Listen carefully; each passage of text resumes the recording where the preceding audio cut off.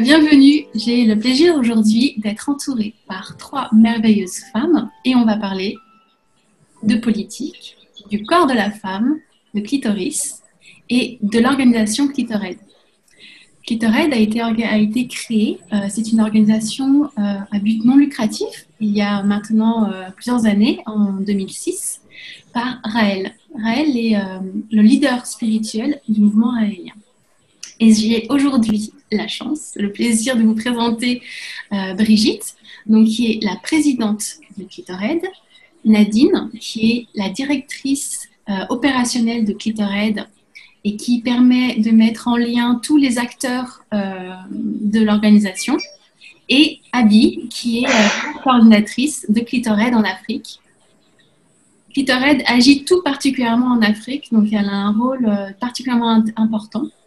Et je voulais peut-être commencer par une première question, tout simplement pour Brigitte en fait. Quel est le rôle de Clitored? Alors, le rôle de Clitored est très, très simple. On veut faire en sorte que le maximum de femmes sur la Terre soient au courant qu'il est possible de réparer un clitoris quand il a été endommagé et qu'elles aient accès à cette technologie. Alors, je veux dire, quand on a démarré en 2006, c'était suite à une publication par le Dr. Foldes à Paris, qui avait développé cette technique et montré que sur plusieurs milliers de femmes, il était capable en fait de restaurer la partie cachée du clitoris. Le clitoris qu'on voit est un tout petit bout, celui qui est endommagé par l'excision. Et en fait, il y a derrière une grande structure, et cette structure peut être remise à la surface et puis réparée. C'était la nouvelle apportée par Dr. Foldes qui nous a convaincus à ce moment-là. Il faut absolument en faire la publicité, il faut que les gens y aient accès, et pourquoi pas faciliter ces opérations dans le monde. C'est le rôle de Clitored. Oui, toi, tu habites au Burkina Faso? Oui. Est-ce que, je pense qu'une des questions qu'on se pose tous quand on entend parler en fait d'excision ou de mutilation, c'est pourquoi en fait? Pourquoi ces actes en fait sont-ils faits aux femmes? Donc, on pose la question aux personnes qui s'adonnent à cette pratique. Il n'y a pas de raison en tant que telle. Puisqu'il y a d'autres qui disent que c'est dans le Coran, ça n'existe pas dans le Coran. Il y a d'autres qui disent que ce sont nos traditions. Mais en réalité, c'est vraiment pour faire du mal à celles qui sont excisées. C'est pour limiter les libertés sexuelles, c'est pour limiter les plaisirs. C'est ça. Sinon, il n'y a pas de raison qui justifie cette mutilation qu'on fait aux jeunes filles et aux femmes en Afrique. On parle souvent d'excision en Afrique, mais en fait, c'était fait aussi en Europe, jusqu'à dans les années 20. C'est quelque chose qui est, en fait, finalement, qui a toujours été fait. Cette manière de réprimer le plaisir des femmes, de vouloir contrôler le plaisir des femmes. Et le clitoris est l'organe, en fait, qui est l'organe du plaisir. Et les femmes ont ce petit truc en plus, finalement.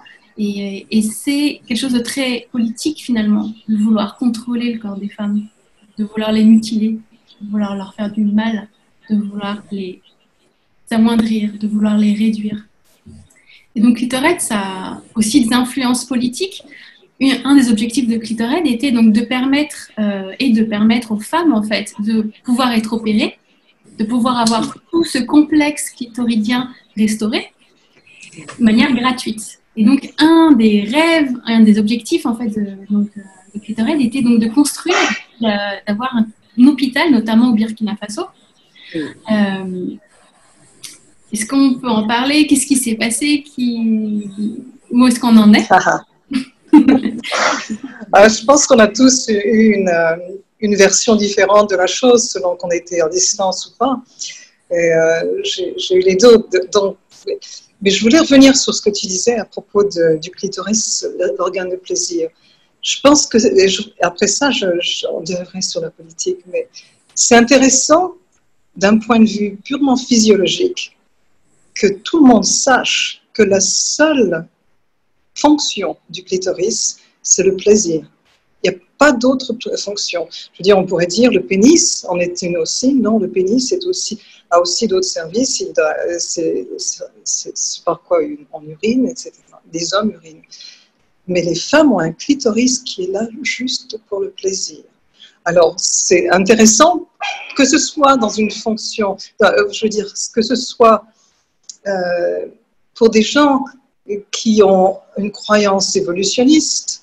Comment ça se fait? Comment se fait-il qu'il y ait pu y avoir la création par hasard d'un clitoris? Et pour ceux qui croient en un Dieu, de savoir qu'il y a eu un Dieu qui a créé un plaisir et qu'on interdit ce plaisir de façon systématique et qu'on essaie de le réduire. Alors, et surtout, très souvent, derrière les gens qui essaient d'éliminer le plaisir, d'éliminer cette fonction du clitoris, il y a des croyances en un Dieu, ou quel que soit, parce qu'il y a des chrétiens, il y a des musulmans et tout. Comment est-ce que c'est possible de réconcilier les deux?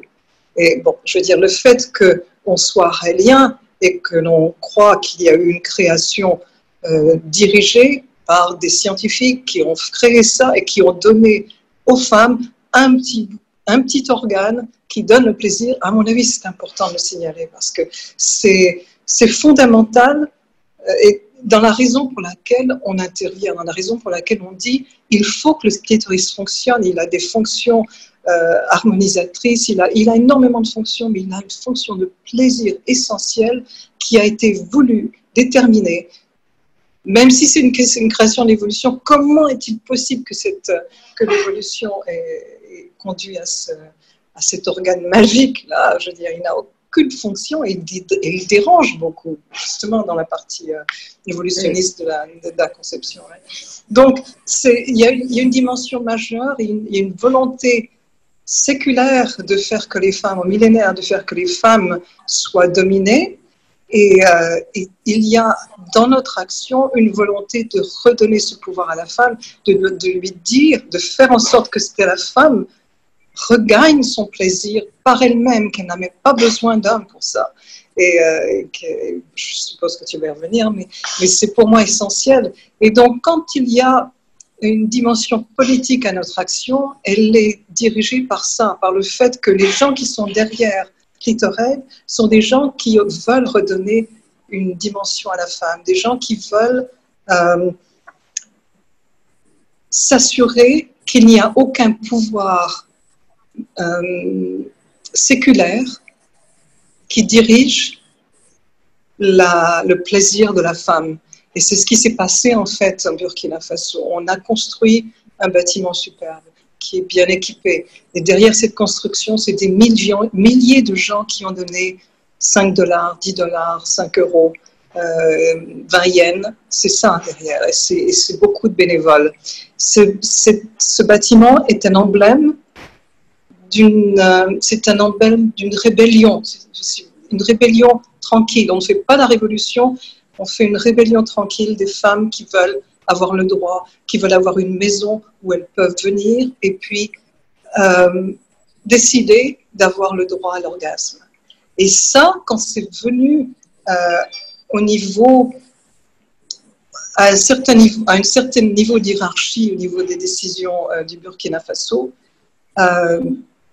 qu'est-ce qui a dicté la peur ou des dimensions économiques aussi?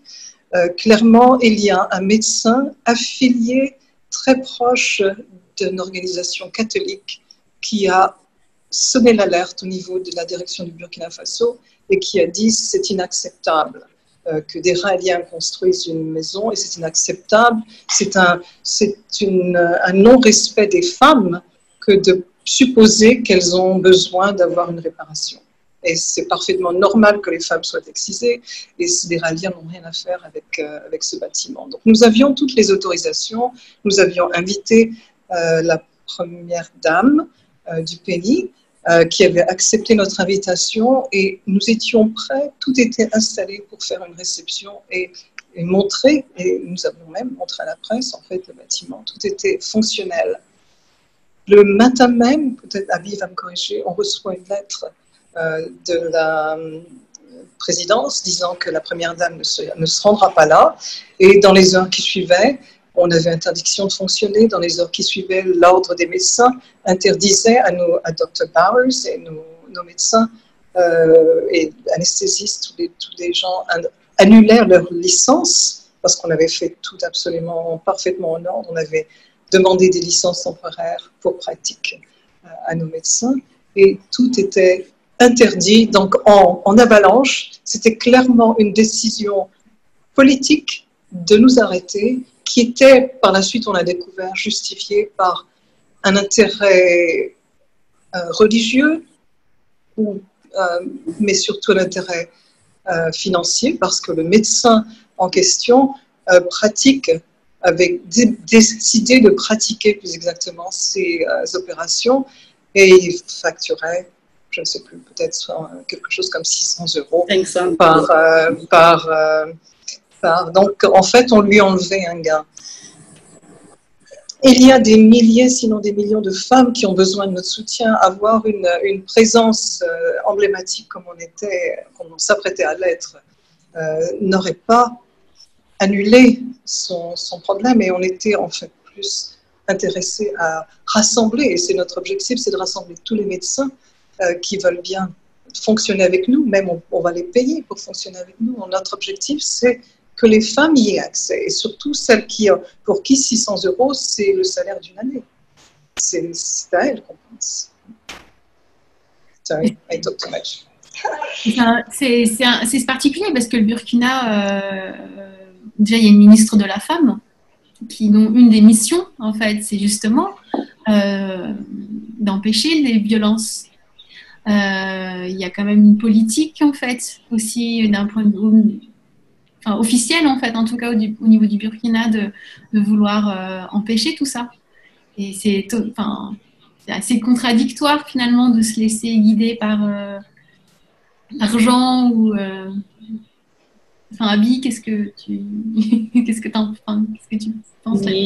Oui, en fait, ici au Burkina, on a compris que c'est le mouvement raïlien qui dérange.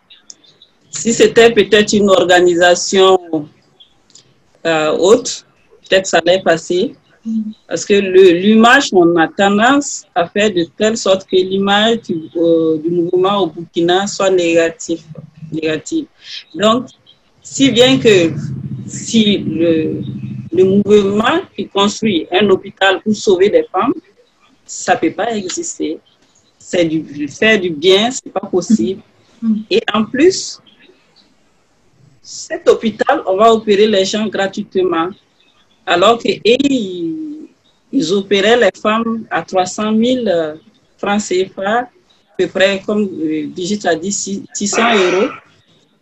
Pose dans les poches, ça fait une différence. Donc, il y a un groupe de gens dirigé par ce docteur-là qui a décidé, et actuellement, il est le président de l'Ordre des médecins, et donc qui ont décidé de bloquer le projet jusqu'à ce jour-là. Mais il faut dire que suite à ces diffamations, on a été en justice. On a été en justice et on a eu gain de cause. Et oui, il faut le signaler, on a eu gain de cause et ça suit son cours parce qu'il doit nous dédommager. Et on suit le dossier toujours. On est parti en appel, ça a été toujours la même chose, on a condamné. Mais on s'est rendu compte que toujours, on n'a pas baissé les bras, on continue toujours à nous approcher des autorités parce qu'il y a eu le régime a changé. L'ancien régime est parti, le nouveau régime, on les a approchés encore, mais c'est toujours, on sent toujours du blocage, que ce soit au niveau de la ville de Bobo, de la où se trouve l'hôpital. On a approché les autorités là-bas. On a approché les nouveaux venus au niveau du ministère de la Santé et même il y a une dame qui est médiatrice au niveau du Burkina qui suit nos dossiers toujours auprès du ministère. On espère. On ne baisse pas les bras, on espère que l'hôpital va s'ouvrir un jour. En tout cas, ça n'empêche pas de faire plein de choses. Est-ce que Nadine, tu peux nous parler un petit peu des actions Qu'est-ce qui se passe en fait? Et comment vous faites pour les aider? Alors, depuis 2009, justement, où le Dr. Bowers s'est joint à notre équipe, il s'est passé beaucoup de choses. Et donc, maintenant, nous sommes en 2020. Nous avons opéré plus de 600 patientes. Donc, qu'est-ce qui se passe quand une patiente donc, qui a été excisée cherche de l'aide? Donc, elle va sur Internet. Et sur Internet, on est la seule organisation humanitaire qui offre ce produit. Donc, elle nous contacte, donc info@clitoraid.org. Et à partir de ce moment-là, on est en contact et on permet pour elle d'avoir sa chirurgie.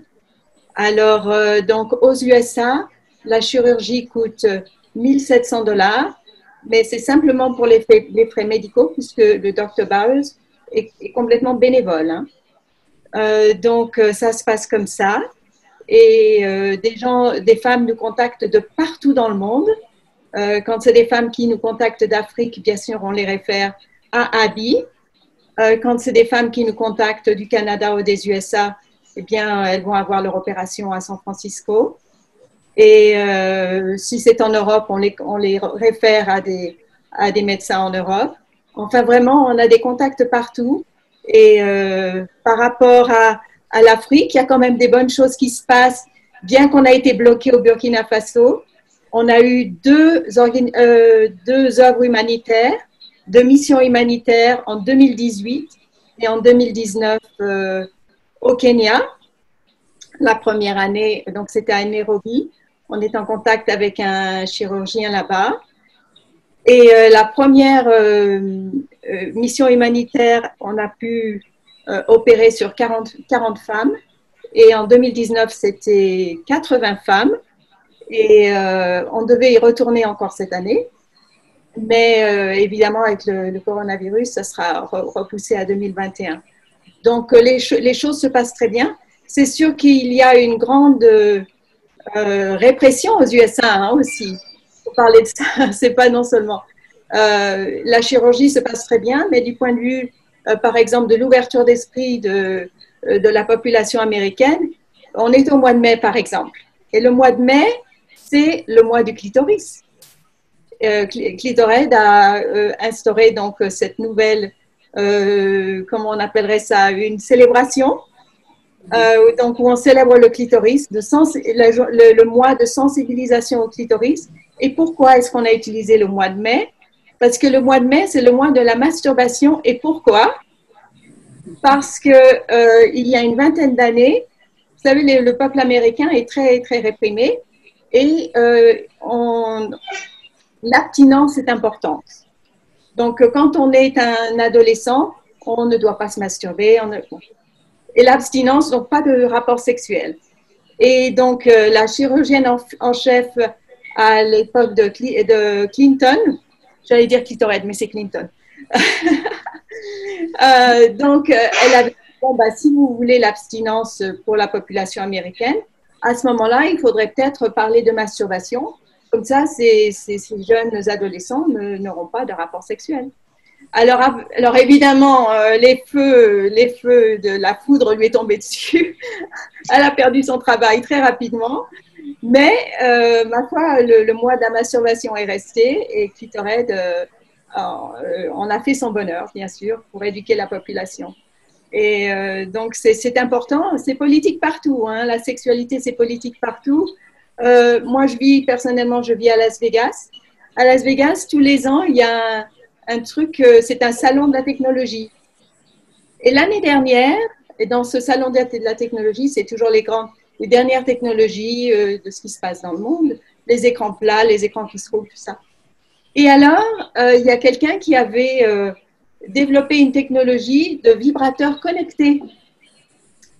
Et elle a reçu le prix de l'innovation. Et quand elle a reçu ce prix, le prix lui a été retiré parce qu'ils ont trouvé que c'était trop obscène. Et ça, c'était en 2019. On ne parle pas de 1929. Non, 2019. Enfin, après, il y a eu un tel, tout le monde a été offusqué par ça. Donc, ils lui ont redonné son prix à la dernière minute. Mais je veux dire, vraiment, il y a du travail à faire. On parle du coronavirus. Le coronavirus fait peur. Mais je crois que le plaisir sexuel, le plaisir féminin, fait encore plus peur. Donc, il s'agit vraiment de démystifier ça, d'honorer la sexualité des femmes. Et je pense que Clitorette, c'est nous. C'est ce qu'on peut faire et c'est ce que nos patientes demandent. Elles demandent à retrouver leur identité, à retrouver leur plaisir, leur joie de vivre. Et peut-être que Abby peut parler plus de ça avec les femmes africaines. On veut être pleine de vie, quoi. Et notre sexualité, ça fait partie de notre vie. Du coup, Abby, est-ce que tu pourrais aussi nous parler de quelque chose, en fait, les femmes, notamment africaines, en fait, qui décident de se faire opérer, quelles sont les répercussions sur leur vie? Parce que, évidemment, elles récupèrent leur plaisir, leur intégrité, elles réparent quelque chose, mais c'est aussi aller contre certaines traditions, certaines, même si on ne sait pas exactement pourquoi et comment, quelles sont leurs vies après, leur vie sociale, leur relation à leur famille, à leur religion éventuellement, et comment elles se reconstruisent en fait. Je suis une qui a bénéficié de l'opération et je sais ce que j'ai, mais je vais parler des autres. Parce que pour pouvoir décider de se faire restaurer, c'est vraiment un grand pas. Et on a eu à faire beaucoup de restauration, mais il y a très peu de femmes qui décident de témoigner à visage découvert parce que jusqu'à présent, il y a le poids de la société, le poids de l'homme sur elle. C'est vrai qu'on a eu des cas où des hommes nous ont contactés pour les femmes. Ça, c'est rare et c'est très louable. Oui, il y a eu un témoignage d'un musulman qui a sa femme qui se voile tout le corps, mais qui l'a amenée parce qu'elle avait des problèmes de sexualité, qui s'est fait restaurer et qui a témoigné. Et il est venu remercier Clitorette pour ça. Donc, il y a ces cas-là, il y a aussi d'autres qui veulent bien, mais avec le poids, soit de la famille, soit du conjoint, soit de la société, elles se réservent. Donc, on fait ce travail-là. En tout cas, celles qui font le pas pour nous approcher, on les accompagne jusqu'à ce qu'elles décident de se faire restaurer. Et les retours, c'est vraiment, elles sont satisfaites. Elles sont satisfaites parce qu'on a les témoignages avant les restaurations et on a les témoignages après les restaurations. C'est très différent. Parce que je prends mon cas, non seulement psychologiquement, tu sens qu'il y a quelque chose de différent en toi. Et en plus, tu as ton organe que tu as retrouvé et qui te donne du plaisir. Ça te permet de t'épanouir. Ça, il n'y a pas de doute là-dessus. Et on remarque que ces femmes, elles s'affirment. Elles s'affirment. Il y a certains qui osent nous aider. Et il y a certains qui osent nous aider pour pouvoir faire la sensibilisation auprès d'autres femmes dans leur environnement. Il y a d'autres aussi qui sont dans l'homme, qui nous aident toujours. Et donc, c'est la liberté de tout et chacun. Et il y a d'autres aussi qui acceptent de témoigner à visage découvert. Et donc, on a toujours des gens qui nous contactent.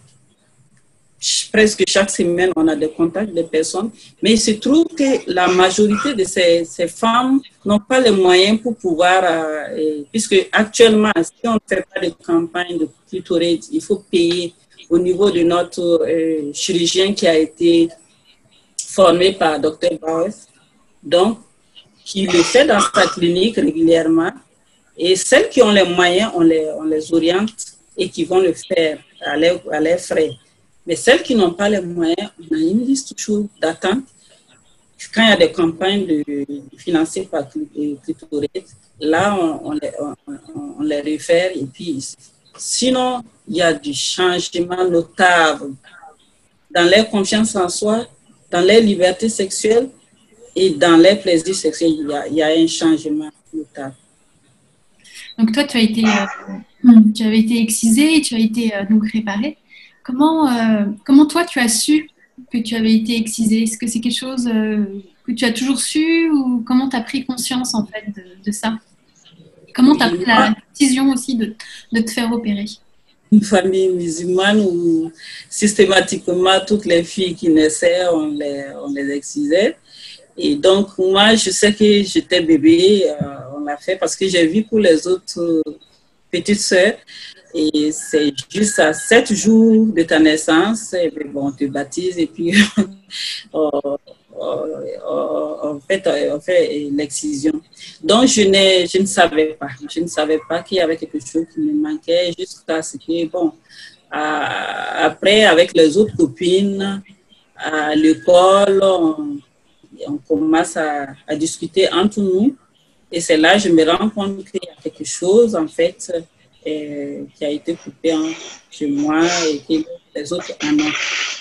Et à l'issue de ça, mais bon, c'est quand tu arrives au niveau de ta relation sexuelle que tu te rends compte qu'il y a une différence. Et les autres disent, avec les témoins des autres, qu'elles expriment leur plaisir quand elles ont des relations sexuelles. Toi, tu ne ressens pas ça. Et il faut dire que moi, particulièrement, c'est avec les messages, avec le mouvement raélien, que j'ai pu avoir des séances de formation sur la sexualité lors des stages. On nous avait fait projeter, je pense que c'est Hortense Dodo, qui nous avait projeté une vidéo de... Ici, au niveau... Bon, je pense que je ne passe pas inaperçu au niveau du Burkina avec Clitoris. Et que ce soit au niveau du service, que ce soit au niveau de la population, que ce soit... Quand l'occasion se présente, ben, on se défend. On se défend pour avoir notre sexualité, que ce soit individuel, pas forcément avec un homme. Et ça dérange les hommes, ça c'est sûr. Et assez souvent, on reçoit des critiques. Mais bon, il y a eu un aspect un jour où j'ai quand même discuté avec quelqu'un qui avait des difficultés de sexualité avec sa compagne et bon, se demandait si c'était chez lui ou bien si c'était chez sa femme. Et quand on a pris rendez-vous, on a bien discuté. Elle avait non seulement le clitoris coupé, mais ça avait fait une cicatrice qui avait collé et ça avait rétréci au niveau du méa. Bon. Elle avait même des difficultés pour uriner. N'en parlons pas pour avoir le cycle normal, les règles. Et donc, là, on ne peut pas avoir de relations sexuelles. Et on a essayé, voilà. Il fallait d'abord faire la chirurgie pour pouvoir réparer cette cicatrice d'abord et pouvoir faire la restauration. Et cette dame aujourd'hui, j'ai dit que dans son couple, elle est très épanouie. C'est ça qui nous fait plaisir, c'est-à-dire apporter quelque chose. C'est parce que nous partons dans les radios, dans les télés pour pouvoir sensibiliser et on reçoit des appels de ces personnes qui sont dans leur détresse, qui sont à la maison, qui ne savent pas à qui parler parce que c'est tabou. Et donc, chaque fois quand on a des émissions, on a des retours de ces cas qui ont des difficultés et comme on s'est dit que c'est tabou, et bon, on reste chez soi et on a toujours ce problème jusqu'à ce que bon, ça peut arriver que le couple se sépare parce que c'est vraiment difficile à vivre. Donc, c'est ça notre rôle et on le fait avec plaisir à chaque instant. Peut-être ce qu'on peut peut-être préciser, même pour la réalité, parce que là on parle d'excision, mais voilà, qu'est-ce qui se passe concrètement? C'est vrai qu'il y a 3 cas de gravité. Il y a un premier cas où c'est simplement une blessure sur il y a une blessure sur le clitoris. Il y a un cas un peu plus grave qui est soit l'ablation en fait d'une partie externe du clitoris, donc ce qu'on appelle le gland, et parfois aussi des petites lèvres. Et il y a un autre cas qui est encore plus extrême, qui est celui d'en fait de suturer en fait les petites lèvres et laisser juste un orifice le plus petit, plus ou moins petit, qui laisse passer simplement l'urine et effectivement le sang des règles. Et donc, en fait, c'est d'une violence inouïe et c'est très différent. Simplement, des fois, il y a des termes qui existent qui disent que c'est un peu comme pour les hommes. Voilà, on coupe un peu du prépuce, etc. Mais ça n'a rien à voir. Parce que si on devait faire une comparaison, ça veut dire qu'en fait, on couperait une partie du gland des hommes et on suturerait en fait finalement la peau. Donc, c'est quelque chose qui n'a rien à voir. Et donc dans l'opération en fait de restauration, donc soit on va réparer finalement de manière chirurgicale donc les petites lèvres, ou alors on va faire une opération qui va finalement ouvrir en fait les cavités suturées. Pour pouvoir pas seulement avoir des rapports sexuels ou pouvoir uriner normalement, mais aussi retrouver toute cette sensibilité puisque le clitoris est un petit peu à l'intérieur en fait. Et donc du coup, quand on suture, en fait, on enlève toute la sensibilité. Et donc effectivement, la souffrance, elle doit être... Et du coup, toi, tu as été opérée et en fait, comment ça s'est passé? Donc l'opération, j'imagine que ça suffit pas parce que comment ça se passe au niveau du corps et de la rééducation au plaisir, puisque même si c'est quelque chose d'intuitif et de naturel, comme tu disais, toi, depuis que tu es bébé, comment ça s'est passé pour toi? T'avais quel âge d'ailleurs quand tu t'es fait opérer? Je voulais revenir sur une des conséquences de l'excision dont tu viens de parler. C'est surtout avec l'infibulation qui est l'extrême de l'excision. On a beaucoup de femmes qui ont des fistules obstétriciennes dont l'urine coule à chaque instant et il faut les prendre en charge parce que ces femmes, il y en a plein surtout au niveau rural, qui sont délaissées, on les traite de sales, de trucs, qui n'ont pas de mari et il faut les prendre en charge parce que c'est une des conséquences de l'excision. Et il y a des structures, au niveau du Burkina qui est habilité pour la prise en charge de ces cas-là. Voilà. En revenant à mon témoignage, j'ai bénéficié parce que, il y a eu des médecins au niveau du Burkina qui avaient, lors d'une rencontre, parlé de ça et on a pris contact avec lui et une semaine. Et moi et puis Banemani, qui s'occupe des clitorides aussi au niveau du Burkina, on est parti pour se faire restaurer. Et il faut dire que après quelques examens, on a été interné la nuit et le lendemain, on a suivi l'opération qui n'a pas duré, je pense, que 40 minutes. Et l'après-midi même, on est rentré à la maison. Et comme on était dans une autre ville, le surlendemain, on est parti à Bobo. Et il fallait revenir une semaine plus tard pour faire le contrôle après 2 semaines. Tout s'est très bien passé parce que, c'est vrai que c'est une plaie qu'il faut soigner et qu'il faut bien entretenir pour ne pas avoir des infections. Et c'est accompagné aussi de produits pour te permettre de ne pas sentir la douleur. En tout cas, à 1 mois et demi, on était guéris. Et cela ne nous a pas empêché aussi d'aller travailler 2 semaines plus tard. On pouvait aller travailler et s'occuper de tout sans avoir de problème. C'est vrai que tu as bénéficié d'un organe que tu n'en avais pas et tu commences à sentir des sensations agréables.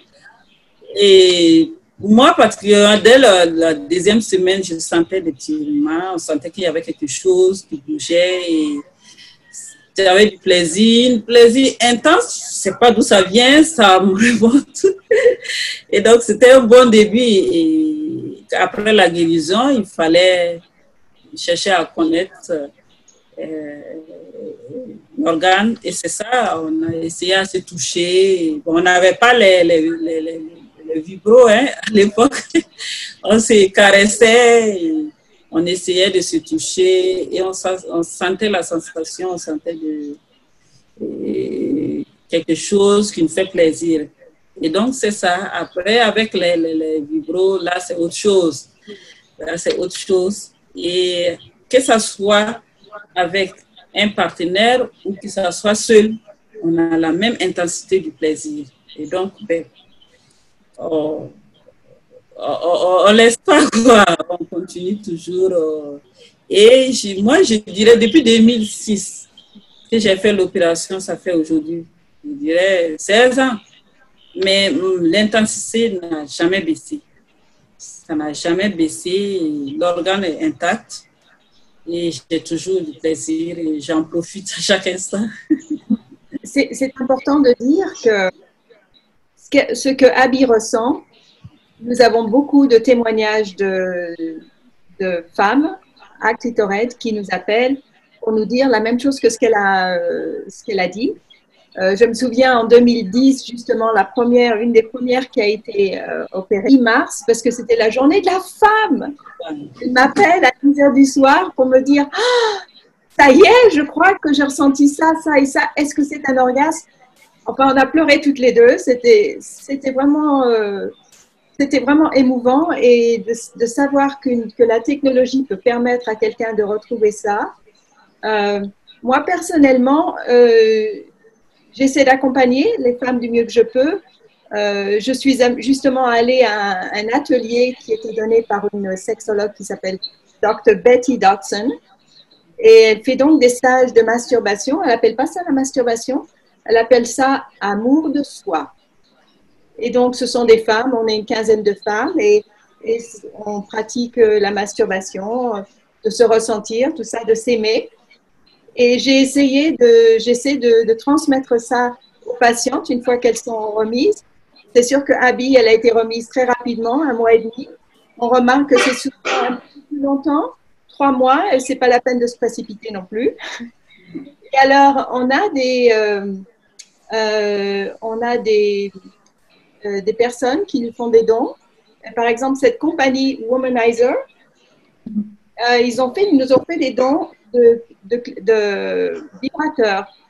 Donc, ça fait qu'on peut donner ces vibrateurs à nos patientes pour qu'elles retrouvent le plaisir de se masturber elles seules et puis bien sûr avec leur compagnon parce que voilà, c'est le plaisir de se retrouver aussi en couple.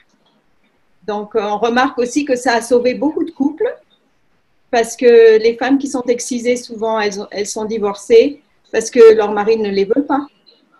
Et donc, d'avoir retrouvé leur sexualité aussi, ça permet d'avoir une meilleure relation à l'intérieur de leur couple. La seule chose qui m'est venue en tête quand Nadine, tu parlais des dons qu'on a reçus, les dons de vibro, de vibrateurs, j'ai pensé que c'était important de signaler quelque chose. Clitored est une association à but non lucratif qui fonctionne uniquement avec des bénévoles. C'est-à-dire que toute forme de dons, qu'elle soit en termes de vibrateurs ou des dons qui sont faits sur PayPal, sont attribués aux femmes, à leur opération et à leur confort. Et il n'y a aucune personne dans l'organisation qui reçoit un salaire ou si on doit, par exemple, on a dû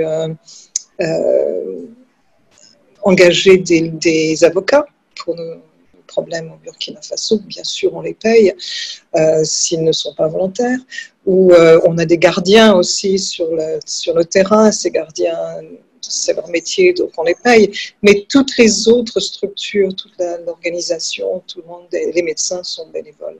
Donc je pense que c'est important si vous souhaitez faire un don à Clitorate, sachez que cet argent va directement aux femmes pour leur plaisir et pour leur dignité, pour savoir qu'elles sont entières, parce que couper l'extérieur du clitoris, ça n'empêche pas le plaisir, ça peut être restauré. Ça, faut qu'on le crie haut et fort partout.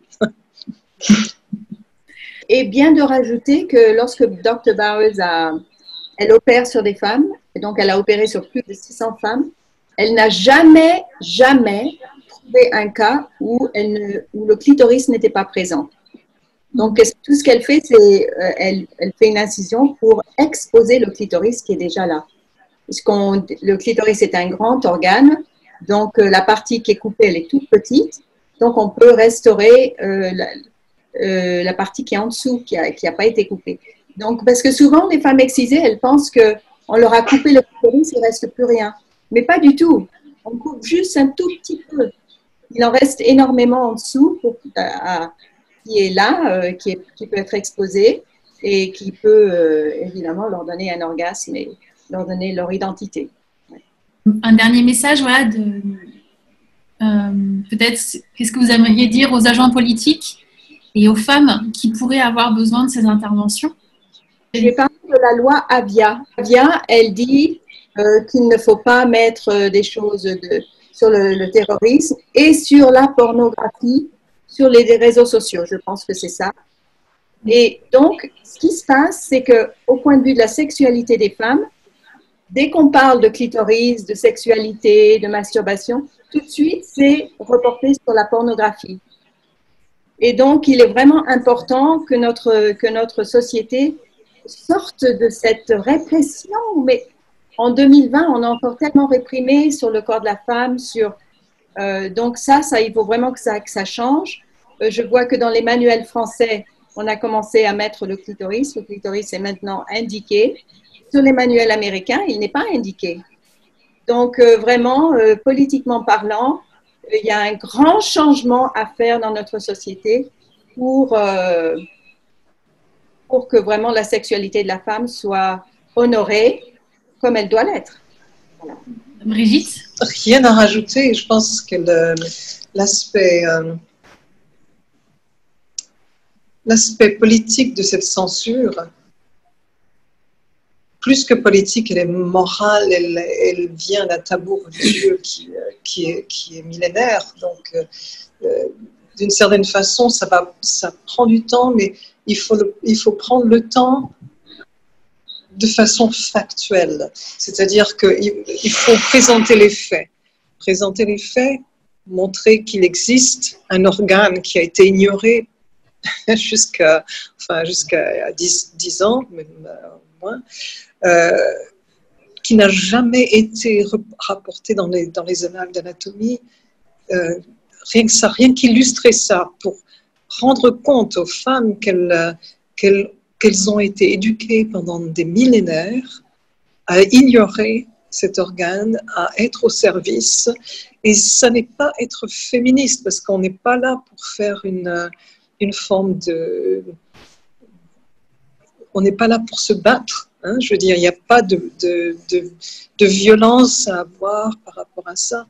C'est juste factuellement informer et restaurer et faire en sorte que la femme qui a une durée de vie limitée puisse la vivre pleinement comme elle est censée le faire.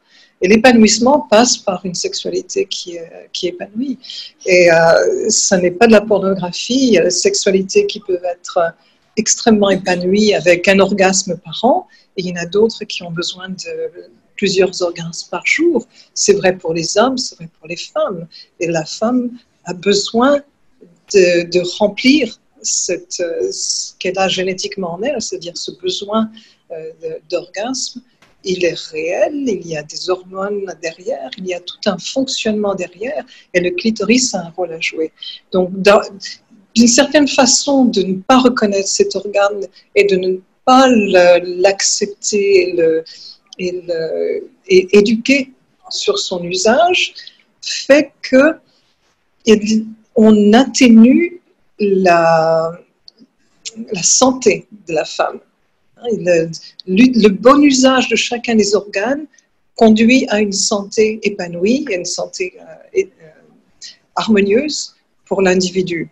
C'est reconnu maintenant, c'est scientifique. Je veux dire, je ne suis pas en train de fantasmer. Donc, c'est clair que d'avoir un corps épanoui et harmonieux au niveau sexuel a des conséquences évidentes au niveau de la santé de la personne. Et éduquer les enfants à la masturbation, ce qui est aussi une des actions que l'on préconise, c'est essentiel. Et non seulement, c'est pas juste en Afrique, c'est je veux dire, l'excision du clitoris, elle existe dans toutes les sociétés qui n'éduquent pas leurs filles à utiliser leur clitoris. Et pour nous, l'éducation à la masturbation est essentielle. Elle devrait faire partie de l'éducation qui est proposée par les gouvernements, et ça a même été clairement stipulé par des experts de l'OMS, des experts au niveau international qui ont dit l'éducation à la masturbation doit se faire très tôt, même au niveau de 5-6 ans, les enfants doivent savoir pourquoi ils se touchent. Ils se touchent de toute façon, donc il y a eu pendant des années, des millénaires, touche pas. Et maintenant, pas les parents, ça peut être les parents, mais ça peut être des éducateurs spécialisés qui expliquent, ben oui, c'est normal, et c'est comme ça que c'est normal que tu sentes.